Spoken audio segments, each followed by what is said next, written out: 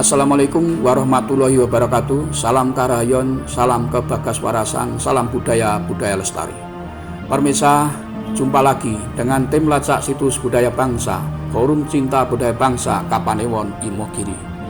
Baik para pemirsa, pada kesempatan ini akan kami ajak untuk mengikuti jejak keperkasaan Kanjeng Sinuwun Sultan Agung Prabu Hanyokrokusumo di dalam menghadapi kolonial penjajah Kompeni VOC.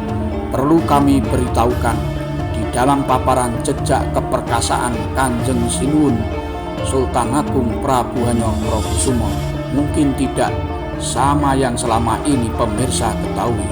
Pemirsa, pada paparan kami didasarkan atas informasi dari terah-terah pendahulu yang mana leluhurnya terlibat langsung atau pelaku perjuangan Mataram melawan VOC di Batavia.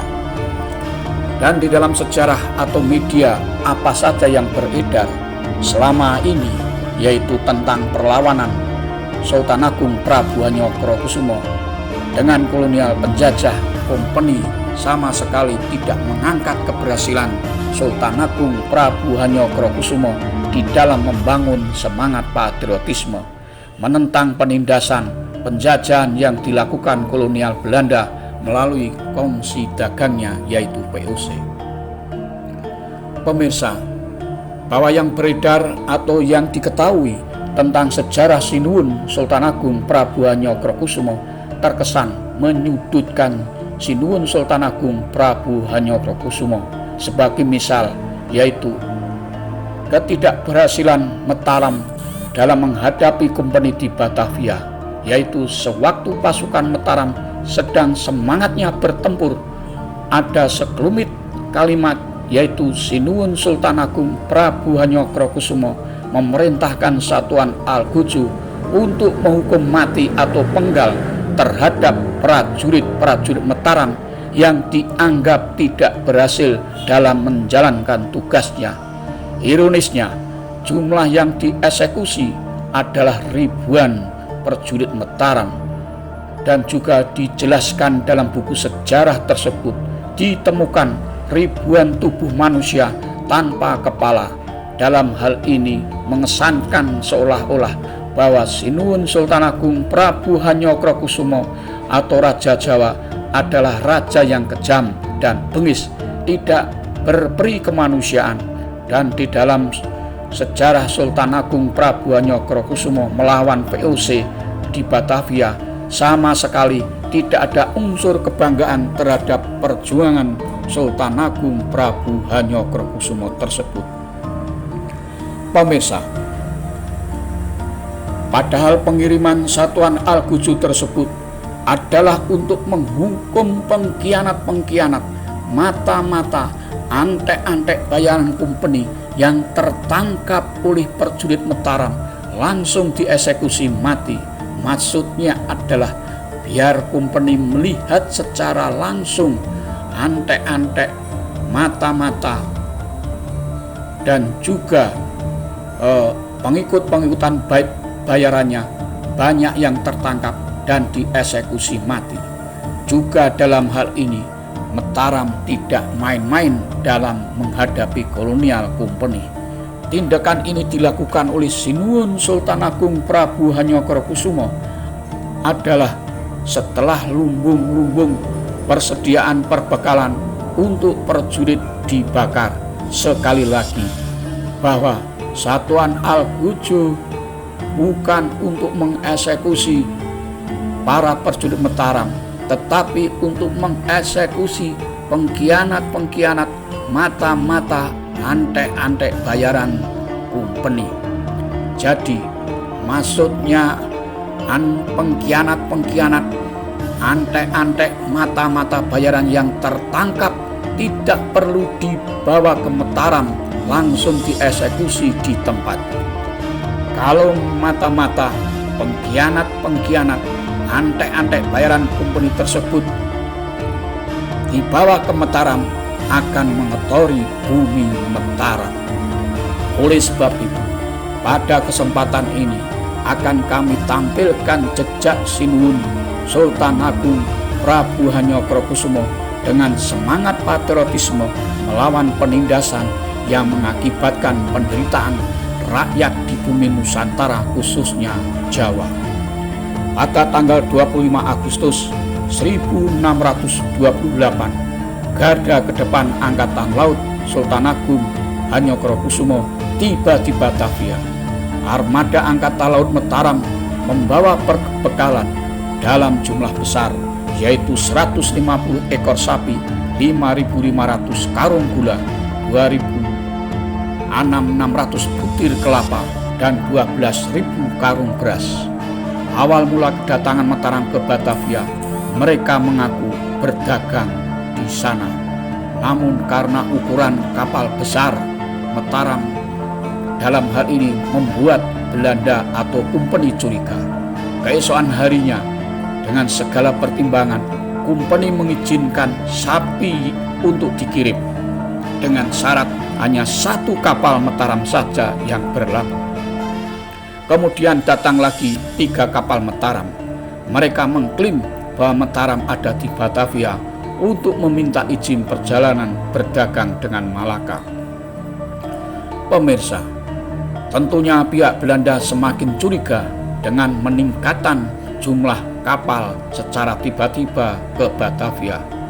Berlanjut lagi pada sore hari, sejumlah 20 kapal lebih Mataram tiba dan mulai menurunkan pasukannya di utara benteng Batavia.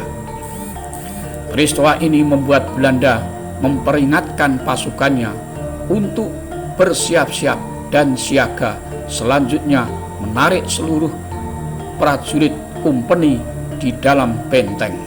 Pemirsa, Kompeni muncul kekhawatiran dan ditunjukkan dengan angkuhnya menembaki orang-orang Jawa yang masuk di Batavia, sehingga terjadi kekacauan. Tentunya prajurit Mataram tidak terima tindakan licik pasukan Kompeni tersebut. Padahal yang mereka tembaki bukan prajurit saja, melainkan penduduk asli, para pedagang. Melihat situasi semakin memanas, prajurit Mataram membalas dengan tembakan, juga sambil melindungi masyarakat asli dan para pedagang. Melihat situasi tidak kondusif, maka pasukan Kompeni menghentikan aksinya, kekejamannya. Pemirsa, pada tahun 1628, Mataram menyatakan perang terbuka dengan VOC. Serangan Mataram pertama ke Batavia sebagai pimpinan pasukan Mataram adalah Temenggung Barukso. Pada tanggal 22 Agustus 1628 mulai terjadi pertempuran dahsyat antara prajurit Mataram dengan VOC. Pasukan Mataram berdatangan dari berbagai daerah seperti pasukan di bawah pimpinan Suro Agul-Agul yang dibantu oleh Adipati Mandurejo dan Upasonto. Datang pula laskar orang-orang Sunda yang dipimpin langsung Adipati Ukur. Terjadi pertempurannya adalah di salah satu benteng bulan.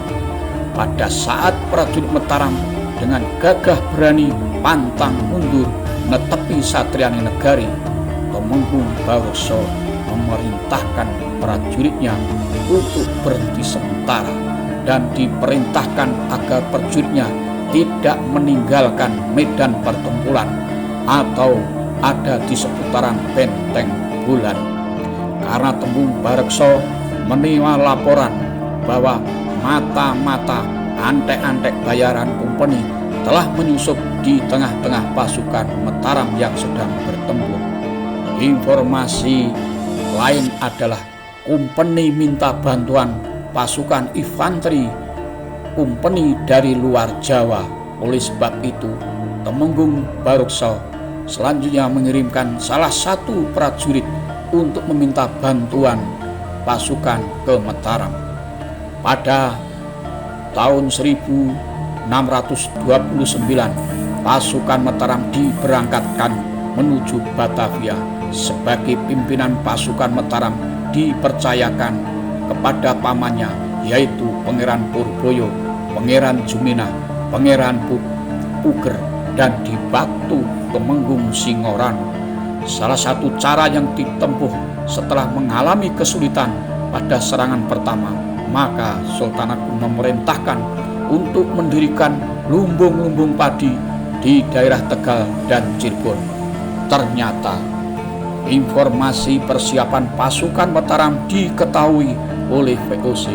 Dengan segera VOC mengirimkan kapal-kapal perangnya untuk menghancurkan lumbung-lumbung yang dipersiapkan pasukan Mataram. Tentara VOC berhasil menghancurkan 200 kapal Mataram, 400 rumah penduduk, dan sebuah lumbung beras. Pasukan Mataram tidak mundur dan tidak ketakutan. Pasukan Mataram terus berusaha mengepung Batavia. Pemirsa, pasukan Mataram berhasil mengepung dan menghancurkan benteng Bulan.